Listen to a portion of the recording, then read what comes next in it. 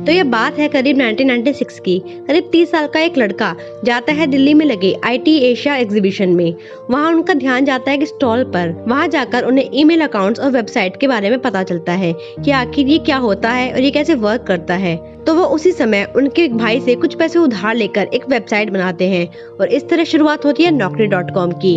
ये इंसान थे संजीव बिखचंदानी, Naukri.com, जीवनसाथी.com और ऐसी ही कितनी ही कंपनियों के फाउंडर। इन्होंने अपनी स्कूलिंग दिल्ली के सेंट कोलंबस स्कूल से की थी। इन्हें IIM अहमदाबाद में भी एडमिशन मिल गया था, पर इन्होंने वहाँ पर एडमिशन ना लेकर किसी दूसरे कॉलेज में एडमिशन लिया, ये सोचकर कि IIM में तो 5 साल लग जाएंगे। तब लोगों ने इन्हें बेवकूफ और इडियट तक कहा, बट इनका विजन क्लियर था। इन्होंने 3 साल में ग्रेजुएशन करने के बाद अपने बिजनेस को सेटअप करने में लगा दिए। 1990 में इन्होंने अपने दोस्त के साथ मिलकर इंडमार्क और इन्फोएज नाम की 2 कंपनियों की शुरुआत की। इंडमार्क ये कंपनी ट्रेडमार्क का काम किया करती थी और इन्फोएज जो कि एक एंट्री लेवल सैलरी सर्वे का काम किया करती थी।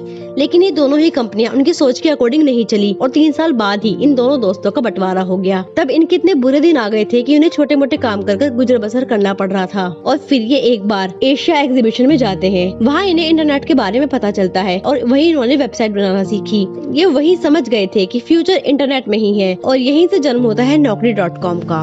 Naukri.com ने एक बहुत बड़े प्रॉब्लम को सॉल्व करने का काम किया था। उस समय नौकरी के लिए अखबारों में इश्तिहार दिए जाते थे। लोगों को इससे काफी परेशानी होती थी। उस समय यही एक जरिया था नौकरी खोजने का और इसी का सोल्यूशन था Naukri.com। पर ये सब उनके लिए इतना आसान भी नहीं रहा। उन्होंने कंपनी का कुछ हिस्सा हिस्सेदारी पर देकर Naukri.com की शुरुआत की थी। फिर 1997 में करीब 1000+ नौकरी के साथ इन्होंने Naukri.com को लॉन्च किया। अगर बात करें मार्केटिंग की, तो जब सवाल नौकरी का हो तो जैसे ही किसी एक को पता चलता था तो वो अपने ही जैसे और लोगों को भी इसके बारे में बताता था, तो इनका प्रमोशन आसानी से होने लगा।